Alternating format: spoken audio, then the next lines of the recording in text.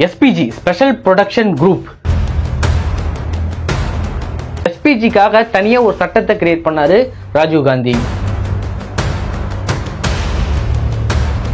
ஒரு விஷயம் என்னன்னா, அந்த ப்ளூ புக்ல என்ன இருக்குன்னு யாருக்குமே தெரியாது. ஒன்லி ஒன் SPGக்கு மட்டும்தான் தெரியும்.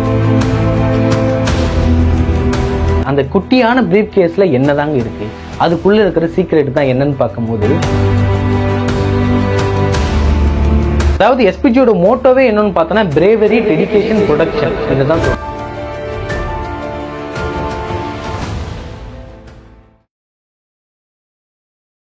வணக்கம்.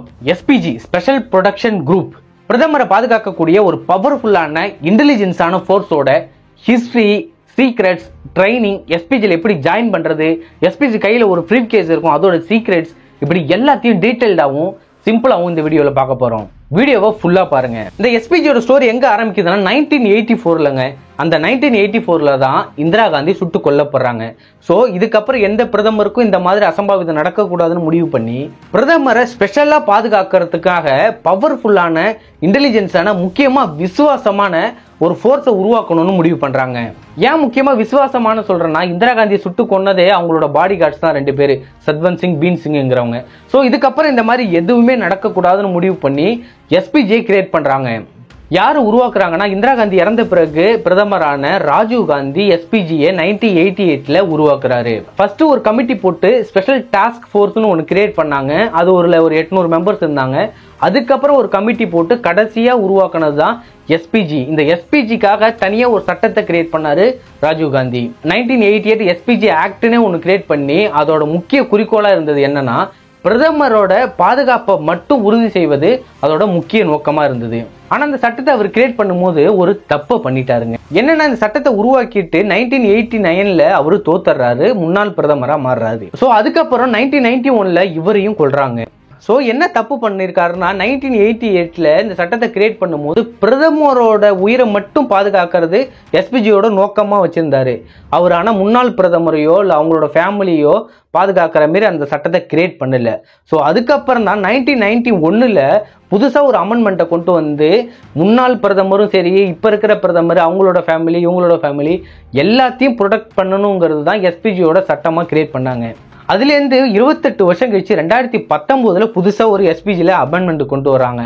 என்னன்னா, இதுக்கப்புறம் SPG வந்து பிரதமருக்கு மட்டும்தான் ப்ரொடக்ஷன் கொடுக்கும் அப்படின்னு. முன்னாள் பிரதமருக்கோ, முன்னாள் பிரதமர் ஃபேமிலிக்கோ, இல்லை இப்ப இருக்கிறவங்களோட ஃபேமிலிக்கோ யாருக்குமே SPG ப்ரொடக்ஷன் கொடுக்காது. ஒன்லி ஒன் பிரதமருக்கு மட்டுமே SPG ப்ரொடக்ஷன் கொடுக்குன்னு புதுசா ஒரு சட்டத்தை அமெண்ட்மெண்ட் கொடுத்து கிரியேட் பண்ணாங்க.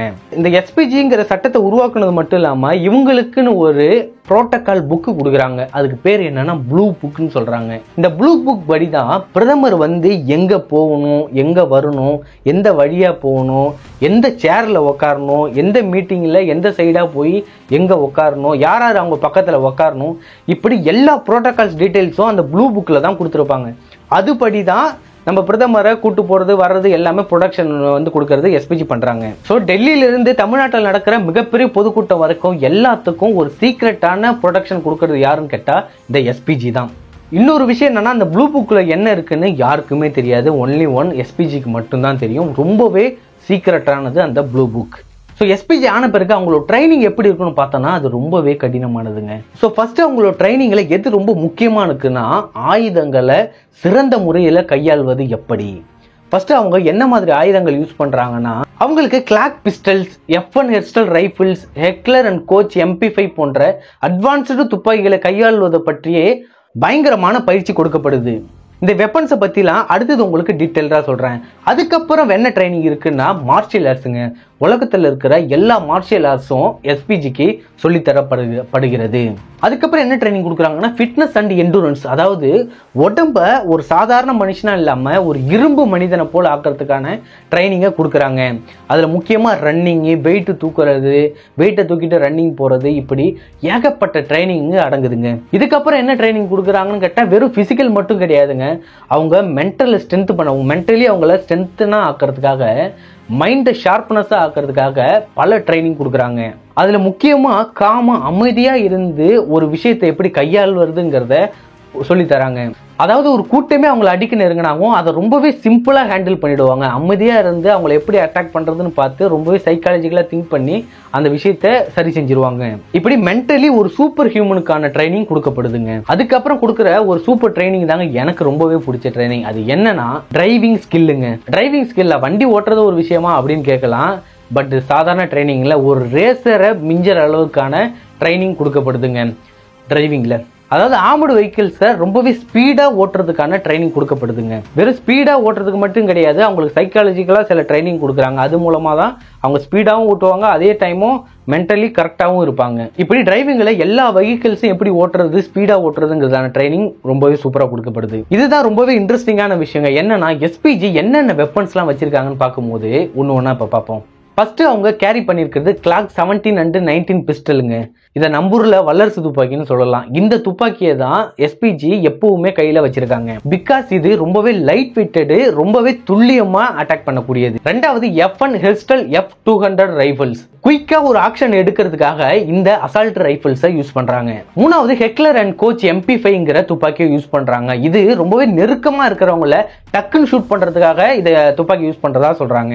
நாலாவதா ஸ்னைப்பர் யூஸ் பண்றாங்க, லாங் ரேஞ்சில் இருக்கிறவங்கள அட்டாக் பண்றதுக்காக. அஞ்சாவதா இதெல்லாம் கூட அவங்க வச்சிருக்காங்களான்னு நீங்க ரொம்பவே ஆச்சரியப்படுவீங்க. என்னன்னா பெப்பர் ஃப்ரை, டேசர்ஸ், இது போன்ற ஐட்டங்களும் அவங்க வச்சிருக்காங்க. பெப்பர் ஃப்ரைனா உங்களுக்கு தெரியும், ஒரு ஸ்ப்ரேல பெப்பரை போட்டு அது ஸ்ப்ரே பண்ற மாதிரி வச்சிருப்பாங்க. நிறைய படங்கள்ல பார்த்திருக்கலாம். டேசர்னா இதுவும் நிறைய படங்கள்ல பார்த்திருக்கலாம். ஒன்றும் இல்லை, ஷாக்கு கொடுப்பாங்கல்ல, கையில ஹேண்டியா வச்சிருக்க மாதிரி இருக்கும், டப்புன்னு அடிச்சா ஷாக் கொடுப்பாங்கல்ல, அது கூட வச்சிருக்காங்க. இதெல்லாம் எதுக்கு வச்சிருக்காங்கன்னா ஒரு கிரௌடு சேர்ந்துச்சுன்னு வச்சுங்க, டக்குன்னு பிரதமரை பார்க்கறதுக்கு டக்குன்னு ஒரு கிரௌடு சேர்ந்துச்சு, அதை டக்குன்னு போக்க அடிக்கணும்னா பெப்பர் ஸ்ப்ரே அடிச்சு அடிச்சிருவாங்க. இல்லைன்னா அந்த ஷாக்கை டப்பு பழம் கொடுத்தாங்கன்னா எல்லாம் நெருங்கி ஓடிடுவாங்க. இதுக்காக இது கூட அவங்க ஹேண்டில் பண்றாங்க. கடைசியா ஒரு விஷயம் அவங்க கேரி பண்ணி போய்கிட்டே இருப்பாங்க. அதை நீங்க நிறைய வீடியோஸ்ல பார்த்திருக்கலாம். ஒரு பிரீஃப் கேஸ், அந்த குட்டியான பிரீஃப் கேஸ்ல என்னதாங்க இருக்கு, அதுக்குள்ள இருக்கிற சீக்ரெட் தான் என்னன்னு பார்க்கும்போது ரொம்பவே சிம்பிளான பவர்ஃபுல்லான விஷயம் அதுல இருக்குங்க. என்னன்னா ஆக்சுவலி அது ஒரு பிரீஃப் கேஸே கிடையாதுங்க, அது ஒரு ஃபோல்டபிள் பலிஸ்டிக் ஷீல்டு. சிம்பிளா சொல்லணும்னா புல்லட் ப்ரூஃப் ஜாக்கெட் மாதிரி ஒர்க் ஆகிற ஒரு ஷீல்டுங்க. இது எதுக்கு கையிலேயே வச்சிருக்காங்கன்னா இது ரொம்பவே லைட் வெயிட்டடு, ரொம்பவே பவர்ஃபுல்லானது கூட. ஸோ பிரதமர் சுத்தி யாராவது ஷூட் பண்ணா கூட டக்குன்னு இது தூக்கி காமிச்சு மறைச்சு அந்த துப்பாக்கி குண்டிலேருந்து தப்பிக்க வைக்க முடியும். ஸோ இதை எல்லா எஸ்பிஜியும் கேரி பண்ணியிருப்பாங்க. அதை நிறைய நீங்க வீடியோஸ்ல பார்த்துருக்கலாம். இதெல்லாம் ஓகே, எஸ்பிஜியில் எப்படி தான் ஜாயின் பண்றது அப்படின்னு கேட்குறீங்களா? எஸ்பிஜியில் யார் வேணால் ஜாயின் பண்ணலாங்க. ஆனால் அவங்க முன்னாடி ஆர்மடு ஃபோர்ஸ்லையோ அல்லது பேராமிலிட்டரி ஃபோர்ஸ்லோ அல்லது ஐபிஎஸ்லையோ ஒர்க் பண்ணிட்டு இருந்திருக்கணும். அவங்கள மட்டும்தான் எஸ்பிஜியில் எடுத்துப்பாங்க, அப்ளை பண்ணி போக முடியும். இந்த ஆர்மடு ஃபோர்ஸஸ், பேராமிலிட்டரி ஃபோர்ஸஸ்னால் ஒன்றுமே இல்லை. இந்த பிஎஸ்எஃப், சிஆர்பிஎஃப், கேப்னு சொல்கிறாங்கல்ல, இந்த ஃபோர்ஸஸில் இருக்கிறவங்கலாம் எஸ்பிஜிக்கு தாராளமாக அப்ளை பண்ணலாம். பட் அவங்களோட செலெக்ஷன் ப்ராசஸ் எப்படி இருக்குன்னா, ஃபர்ஸ்ட் வந்து இன்டர்வியூங்க. இன்டர்வியூலேயே உங்களை பாதி பேரை கழிச்சிருவாங்க, அந்த அளவுக்கு பயங்கரமாக இருக்கும் இன்டர்வியூ. ரெண்டாவது வந்து சைக்காலஜிக்கல் டெஸ்ட், அதாவது மன ரீதியாக நீங்கள் எப்படி இருக்கீங்க, எந்த மாதிரி ஆள், அந்த மாதிரி டெஸ்ட்டு கொடுக்கப்படுது. மூணாவது தான் ரிட்டன் டெஸ்ட்டு, அதுக்கப்புறம் பிசிக்கல் டெஸ்ட்டு, அதுக்கப்புறம் ட்ரைனிங் கொடுத்து எஸ்பிஜி ஆகுறாங்க. ஆனால் இது ரொம்பவே சிம்பிள் மட்டும் நினைக்காதாங்க, ரொம்பவே கஷ்டமானது. ஏன்னா எஸ்பிஜியாக ஒருத்தவங்களை எடுக்கிறாங்கன்னா அவங்களோட பேக்ரவுண்டு வெரிஃபிகேஷனுங்கிறது ரொம்பவே கடினமாக இருக்கும். நம்மளாம் நினைச்சு கூட பார்க்க முடியாத பேக்ரவுண்ட் வெரிஃபிகேஷன் எடுப்பாங்க. நம்மளோட தாத்தாவோட தாத்தா என்ன பண்ணிட்டாங்க வரைக்கும் எல்லாத்தையும் எடுப்பாங்க. அந்த அளவுக்கு அவங்களோட பேக்ரவுண்ட் வெரிஃபிகேஷன் இருக்கும். ஏன்னா பிரதமரோட உயிரை பாதுகாக்கிறதுங்கிறது சாதாரண விஷயம் கிடையாது இல்லை. ஸோ அதுக்காக இன்டெலிஜென்ஸ் பியூரோலாம் வச்சு உங்களோட பேக்ரவுண்ட்லாம் வெரி பண்ணி நீங்கள் எந்த மாதிரி ஆள், இதுக்கு முன்னாடி எங்கெங்கெல்லாம் ஒர்க் பண்ணியிருக்கீங்க, நீங்கள் எப்படிப்பட்ட, உங்கள் ஃபேமிலியில் நீங்கள் எப்படிப்பட்ட ஆள், நீங்கள் ரொம்ப விசுவாசமாக இருப்பீங்களா வரைக்கும் எல்லாத்தையும் டீட்டெயில்டாக வெரிஃபை பண்ணிட்டு தான் உங்களை உள்ளேயே விடுவாங்க. ஸோ இதெல்லாம் முடிஞ்சு எஸ்பிஜியா எடுத்த பிறகு தான் ட்ரைனிங் கொடுப்பாங்க. நான் முன்னாடியே சொன்னும் போது கடுமையான ட்ரைனிங் இருக்கும். அந்த ட்ரைனிங்கில் உங்கள் மன ரீதியாகவும் சரி, உடல் ரீதியாகவும் சரி, ஒரு சூப்பர் ஹியூமனாக நீங்கள் மாறிடுவீங்க. இதெல்லாம் தாண்டி எஸ்பிஜிங்கிறது வெறும் ஸ்கில்லை பொறுத்து மட்டும் கிடையாதுங்க. நீங்கள் இந்த லெவல்லாம் அட்டன் பண்ணி நீங்கள் ஜெயிச்சா கூட வெறும் ஸ்கில்லு மட்டும் கிடையாதுங்க. முக்கியமாக டெடிகேஷன், டிசிப்ளின், இதுதாங்க ரொம்பவே முக்கியமா பாக்குறாங்க எஸ்பிஜில. அதாவது எஸ்பிஜியோட மோட்டோவே என்னன்னு பார்த்தோன்னா பிரேவரி, டெடிகேஷன், ப்ரொடக்ஷன், இதை தான் சொல்றாங்க. ஸோ தைரியமாவும் இருக்கணும், டிசிப்ளினாவும் இருக்கணும், டெடிகேஷனாவும் இருக்கணும், ரொம்பவே ப்ரொடக்ட் பண்ற அளவுக்கு நம்ம ஸ்ட்ராங்காகவும் இருக்கணும். இதெல்லாம் கலந்தவர்கள் தான் வந்து ஸ்பெஷல் ப்ரொடக்ஷன் குரூப். சரி, இதெல்லாம் ஓகே. எஸ்பிஜி செய்யற சில சீக்ரெட்டான விஷயத்தை பத்தி எல்லாம் பார்ப்போமா? அதுல ஃபர்ஸ்ட் முக்கியமா இருக்கிறது என்னன்னா, அவங்க எல்லாம் ஒரே மாதிரியான கார்கள் தான் யூஸ் பண்ணுவாங்க. எதிரிகளை குழப்பறதுக்காக ஒரே மாதிரியான கார்களை தான் யூஸ் பண்ணுவாங்க. ரெண்டாவது என்னன்னா, அவங்களோட ஷெட்யூல் வந்து ஒரே மாதிரி இருக்காதுங்க. அதாவது இத்தனை மணிக்கு இந்த ரூட்ல இங்க போறன்னு முடிவு பண்றாங்கன்னா அதை லாஸ்ட் 1 minute சேஞ்ச் பண்ணிட்டு வேற ரூட் வழியா போயிடுவாங்க. அது இவங்களோட ஒரு சூப்பரான ட்ரிக்ஸா இருக்கு. சீக்ரெட்லாம் சொல்லிடுறேன்னு நினைக்கிறாதீங்க, இதெல்லாம் ஆன்லைன்லயே அவைலபிளா இருக்கு. ரெண்டாவது அட்வான்ஸான சர்வலைன்ஸுங்க. அதாவது கேமரா கண்ணில் கூட ஒருத்தர் மாட்டாம இருக்கலாம், எஸ்பிஜி கண்ணில் மாட்டாம எவனுமே இருக்க மாட்டானோ அந்த அளவுக்கு ஒரு கழுகு பார்வை பார்க்கக்கூடியவர்கள் எஸ்பிஜி. அது மட்டும் இல்லாமல் இப்போ பிரதமர் இங்கே வராருன்னா 1 மாதத்துக்கு முன்னாடியே வந்து இன்டெலிஜென்ஸ் பியூரோவெல்லாம் கூப்பிட்டு வந்து இங்கே இருக்கிறவங்களோட போலீஸ்லாம் இருக்காங்க, அவங்களெல்லாம் கூப்பிட்டு பேச்சுவார்த்தை நடத்தி இந்த இடத்துல நடத்தலாமா, இங்கே யார் யார் வருவா போவா எல்லா டீட்டெயிலும் கரெக்ட் பண்ணி ஒரு மேப்பை ரெடி பண்ணிட்டு போய் அங்கே பண்ணிட்டு தான் பிரதமர் இங்கே கூட்டே வருவாங்க. அந்த அளவுக்கு அவங்களோட சர்வலைன்ஸ் பக்காவாக இருக்கும். ரெண்டாவது எஸ்பிஜி எப்பயுமே கோட் ஷூட்டோட இருப்பாங்க, இல்லை நார்மல் ட்ரெஸ்ல இருப்பாங்க. அப்போதான் வந்து அவங்க எஸ்பிஜின்னு யாருக்குமே தெரியாது. எதிரிகள் அட்டாக் பண்ண வந்தால் கூட அவங்க எஸ்பிஜின்னு தெரியாது. ஸோ அதுக்காக நார்மல் ட்ரெஸ்ல இருந்து எல்லாரையும் பயங்கரமாக கண்காணிப்பாங்க, கூட்டத்துக்குள்ளே இருந்தும் கண்காணிப்பாங்க. ஸோ இதெல்லாம் வந்து எஸ்பிஜியோட சீக்ரெட்டாக செய்கிற சில விஷயங்க. இதுக்கப்புறம் என்ன பார்க்கலாம்னா, எஸ்பிஜி எதுக்குங்க, ஒய் எஸ்பிஜி அப்படின்னு பார்க்கும்போது உங்களுக்கு தெரியும் பிரதமரை பாதுகாக்கிறாங்கன்னு. ஆனால் அதை நம்ம சிம்பிளாக பார்க்கக்கூடாதுங்க. ஒரு நாட்டையே வந்து ஆள்றாங்க. அவங்கள பாதுகாக்கிறது அவங்களோட பாதுகாப்புங்கிறது ரொம்பவே முக்கியமானதுங்க. அதை ஒருத்தவங்க ஷூட் பண்ணுறாங்க நடக்குதுன்னா அது மிகப்பெரிய வேர்ல்டு வார் வரைக்கும் போகும். ஸோ அவங்கள பாதுகாக்கிறதுங்கிறது ரொம்பவே முக்கியமானதுங்கிறதுனால தான் எஸ்பிஜின்னு ஒன்று கிரியேட் பண்ணி பிரதமர்ஸ்லாம் இப்போ பாதுகாத்து வராங்க. யூஎஸ்ல கூட இந்த மாதிரி ஃபோர்ஸ் இருக்கு, சீக்ரெட் ஃபோர்ஸ்ன்னு சொல்றாங்க.